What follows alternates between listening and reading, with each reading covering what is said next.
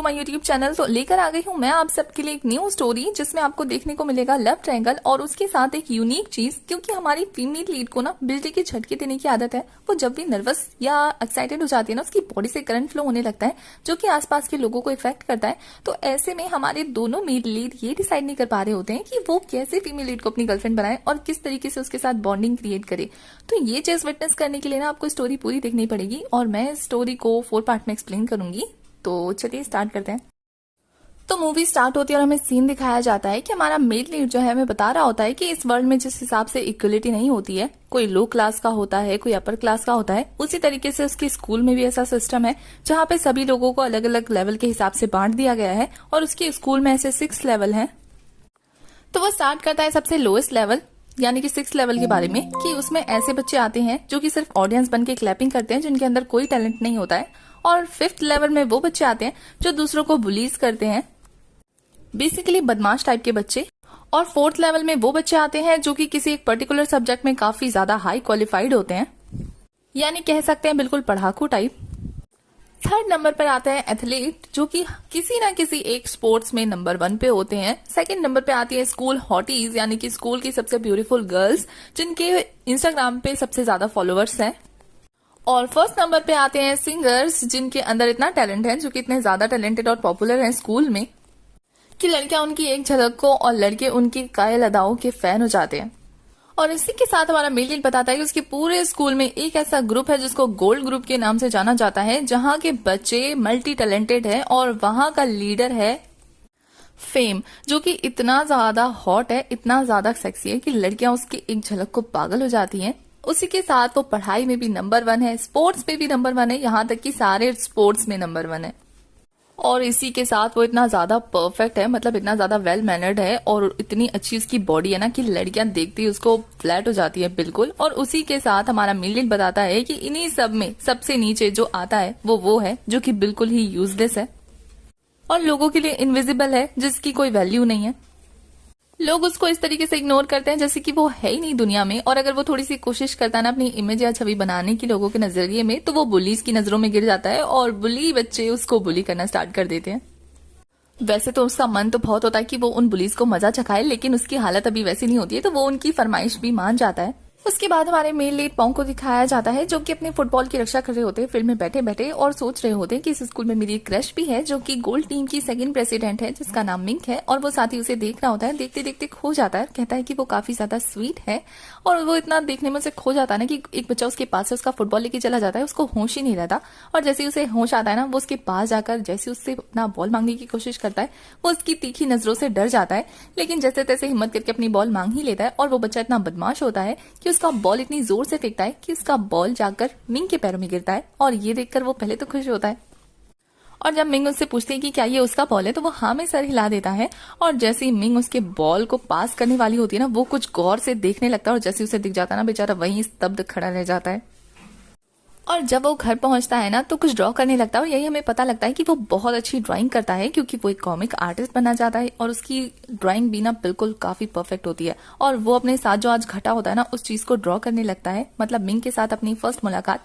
लेकिन वो इस चीज को इतना बड़ा चढ़ा के दिखा रहा होता है जैसे कि वो अपनी इस कॉमिक का हीरो हो और मिंग उसकी हीरोइन, क्योंकि कॉमिक में जब मिंक उसे बॉल पास कर दिया ना, तो उसका स्कल्ट इतनी जोर से उड़ता है। और ये देखकर तो हमारा पोंग काफी ज्यादा हैरान हो जाता है। और जैसे ही मिंग शर्मा कर अपनी स्कल्ट ढकते हुए उसे पूछती है कि क्या उसने कुछ देखा, तो उसके बॉल जाकर उसके फेस पे हिट करती है और वो काफी शर्माने लगता है। और यही चीज ड्रॉ करते करते वो काफी खुश होता है और इसी के साथ वो सो जाता है और इसी चीज को इमेजिन करने लगता है सपने में। और सपने देखने के चक्कर में बेचारा स्कूल के लिए लेट हो जाता है। अगले दिन भागते भागते स्कूल पहुंचता है ना, जहां पोंग नोटिस करता है कि गोल्डन टीम के बच्चों की जहां फोटो लगी हुई थी ना, वहां से हमारे फेम की फोटो गायब है। और मतलब किसी लड़की ने फिर से उसकी फोटो चुरा ली। पर पोंग उस चीज पे ज्यादा गौर नहीं करता है, फटाफट अपने टीचर के कैबिन में पहुंचता है और जाकर अपनी होमवर्क नोटबुक वहां सबमिट कर देता है और फटाफट स्कूल प्रेयर में पहुंचता है, जहां वो लेट हो चुका होता है। तो वो बुली उसके पास आता है और उससे पूछता है कि क्या तुमने अपना होमवर्क सबमिट कर दिया, तो वो कहता है हाँ। लेकिन जैसे वो उसका बैग खोल के चेक करता है ना, तो वो काफी गुस्सा हो जाता है, क्योंकि उस बुली को लगता है कि उसने झूठ बोला है। और जैसे ही पोंग अपना बैग चेक करता है ना, उसे याद आ जाता है कि वो अपनी ड्राइंग वाली नोटबुक वहां सबमिट करके आ गया है। और वो वहां से निकलने की कोशिश करता है, लेकिन प्रिंसिपल तो उसको निकलने जाने नहीं देता। और ये देखकर तो पोंग की हालत खराब हो जाती है कि कहीं अब वो उसकी जो ड्राइंग है उसका पोल पट्टी ना खुल जाए। दूसरी तरफ टीचर के कैबिन में एक लड़की आती है, वो सभी के सभी नोटबुक्स ले जाती है। तभी वहां पे पोंग आता है भागा भागा और अपनी नोटबुक ढूंढने लगता है। तो टीचर उसे बताती है कि वो तो ऑलरेडी बच्चों में डिस्ट्रीब्यूट करने के लिए एक लड़की ले गई। तो उसी तरफ वो लड़की डिस्ट्रीब्यूट करने लगती है और जैसे ही उसे पोंग की वो नोटबुक मिलती है ना, उसे लगता है वो मिंग की है क्योंकि उस पर मिंग का नाम लिखा था, तो वो उसे दे देती है। दूसरी तरफ पोंग जो है वो अपनी डायरी लेने के लिए मिंग की क्लासरूम की तरफ दौड़ रहा होता है, काफी तेज भागकर आता है और यहाँ मिंग जो है उसकी वही ड्राइंग देख लेती है जिसमें पोंग ने उसको और खुद को ड्रॉ किया था और वो उसकी ड्राइंग पढ़ के काफी खुश हो रही होती है। लेकिन उस मोमेंट तक जब तक कि पोंग ने उसमें ये ड्रॉ नहीं किया था कि उसने उसका पोल्का डॉट वाली अंडरवियर देख ली है और वो भी उसने ड्रॉ कर दिया है। और ये देखकर तो मिंग काफी ज्यादा गुस्सा होती है और जैसे ही पोंग एंटर करता है ना, वो पोंग को उसकी नोटबुक फेंक के मारती है, जिससे पोंग को पता लग जाता है कि उसकी पोल पट्टी खुल गई है और वो वहां से काफी एम्बेरस होकर भागने लगता है। आई थिंक इससे ज्यादा बेइज्जती किसी के क्रश के सामने किसी की नहीं हुई होगी, है ना। और वो इस चीज से इतना ज्यादा एम्बेरस हो गया होता है ना कि जाके कबर्ड में छुप जाता है। और वहीं पे उसके दोस्त का फोन आता है, तो उसका दोस्त उससे पूछता है कि क्या तुमने मिंग की ड्राइंग की थी। तो ये बात जानकर हमारा पोंग हैरान होता है कि उसके दोस्त को भी पता लग गया। तो वो उससे पूछता है कि उसे कैसे पता लगा। तो वो कहता है कि कुछ बच्चों ने इसका जेरोक्स करके पूरे स्कूल में बंटवा दिया, अब तो पूरे स्कूल को पता लग गया है। और जब पोंग जो है बाकी बच्चों से छुपते हुए लाइब्रेरी में अपने दोस्त से पूछता है कि उसका ये कांड किसने किया था, उसका दोस्त कहता है कि किसी मे नाम की लड़की ने ये कांड किया है, मतलब वो जो उसकी कॉपी है वो मिंग को दी है। तो ये देखकर वो अलग अलग मे के नाम बताने लगता है, जिसपे उसका दोस्त कहता है वही जो हमारी मिंग की क्लास में है पहले से ही।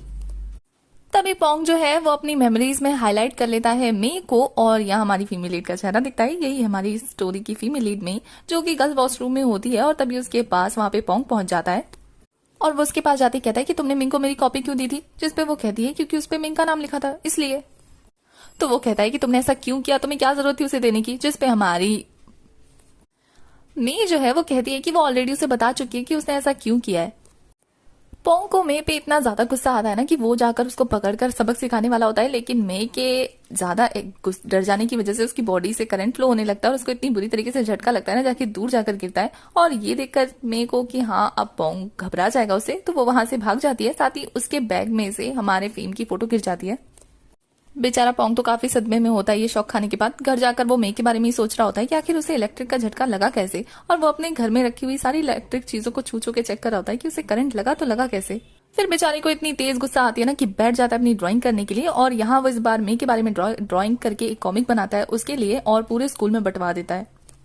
जब मैं स्कूल में पहुंचती है तो उसको सुनाई देता है कि कुछ बच्चे उसके बारे में बात कर रहे हैं, और साथ ही उसको अपनी बनाई हुई वो कॉमिक भी दिख जाती है।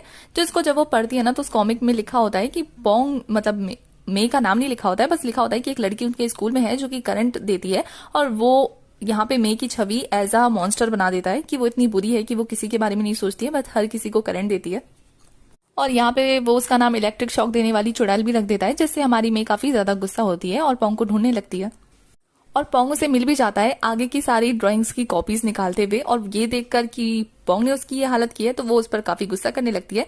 और यहाँ पोंग को तो इस बात में इंटरेस्ट होता है कि आखिर उसकी बॉडी से करंट निकला तो निकला कैसे, और वो उससे पूछने लगता है।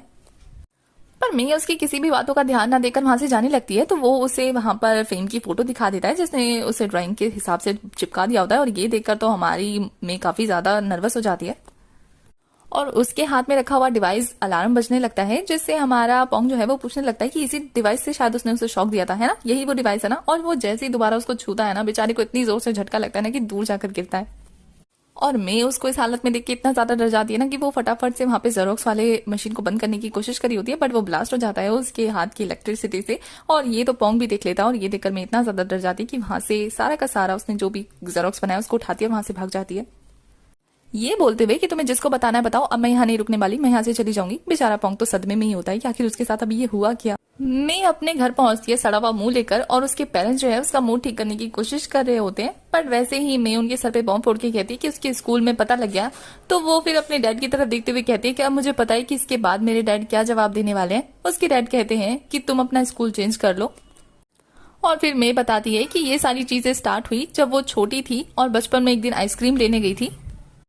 फ्रिज से आइसक्रीम लेने गई होती है ना, और आइसक्रीम उसकी पहुंच से दूर होने की वजह से वो स्टूल लेकर जैसे उस पर चढ़ती है और आइसक्रीम स्टक को उठाती है तो आइसक्रीम चिपकी रह जाती है। तो वो उसे जीभ से चाटने लगती है, जिस वजह से उसे इतनी बुरी तरीके से शॉक लगता है कि तब से उसके बॉडी पे करंट फ्लो होने लग गया था।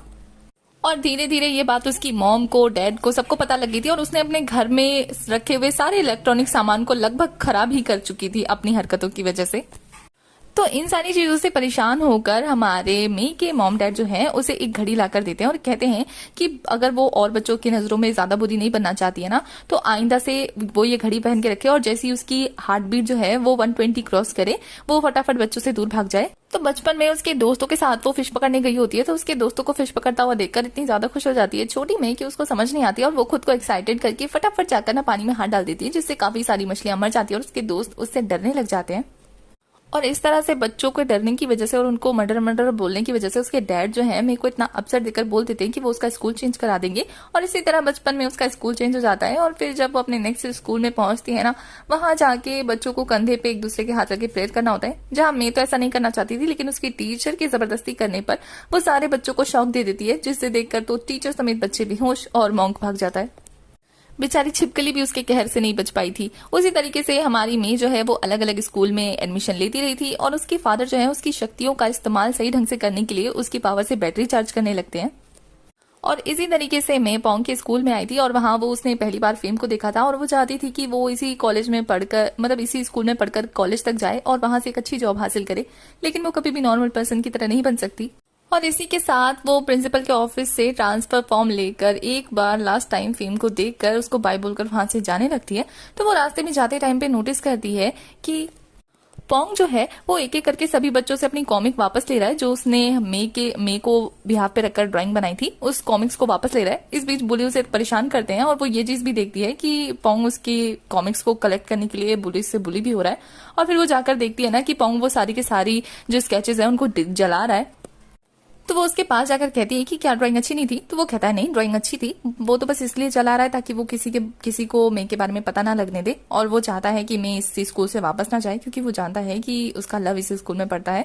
तो ये बात सुन के मे इमोशनल हो जाती है और वो अपना ट्रांसफर जो पेपर था उसको उस आग में डाल देती है।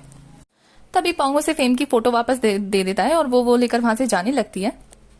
पर पोंग उसे टोककर मिंग के बारे में पूछ रहा होता है। तभी हमारी मे जो है वो नोटिस करती है उसकी लगाई हुई आग से वहां पर आग फैलने लगी है और ये देखकर वो दोनों के दोनों डर जाते हैं। यहाँ मैं दिमाग से काम लेते हुए फटाफट भागती है स्कूल की तरफ और वहां से फायर एक्सटेंशन लेकर दौड़ पड़ती है आग बुझाने के लिए। और ये चीजें वहां पर फेम भी नोटिस करता है पहली बार मे को, और मे आकर फटाफट से आग बुझा देती है।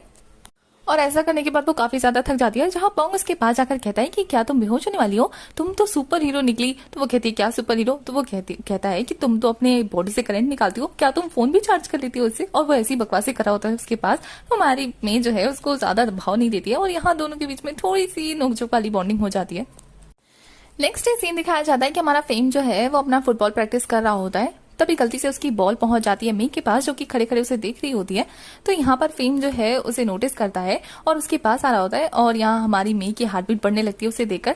तो फेम उसके पास आकर उससे पूछता है कि वो कौन से टीम से है। तो वो बताती है गोल्ड के, और फिर वो उससे उसका बॉल मांगने के लिए उसके पास आने लगता है। और ये देखकर मे की उसका हार्ट रेट बढ़ रहा है, अब वो इलेक्ट्रिक शॉक ना दे दे फेम को, वहां से भाग लेती है और फेम भी उसके पीछे पीछे भागने लगता है अपना बॉल लेने के लिए। और इसी के साथ हमारा फर्स्ट पार्ट हो जाता है खत्म। आगे की पार्ट्स के लिए आपको मेरे चैनल को सब्सक्राइब करना है, बेल आइकन प्रेस करना है, जिससे आने वाली वीडियोस की अपडेट आपको मिलती रहे। और आपको ये ड्रामा कैसा लग रहा है, ये मूवीज कैसी लग रही है आपको, आप मुझे कमेंट में बता सकते हैं। और यहाँ आप मुझे कमेंट में बताओ कि आपको क्या लगता है किसकी जोड़ी किसके साथ बनने वाली है, ठीक है। साथ ही अगर आपको वीडियो से रिलेटेड कोई भी इन्फॉर्मेशन चाहिए या कोई भी इन्फॉर्मेशन आपको मुझे देनी है, तो आप मुझे इंस्टाग्राम पे डीएम कर सकते हैं। इंस्टा का लिंक आपको डिस्क्रिप्शन से मिल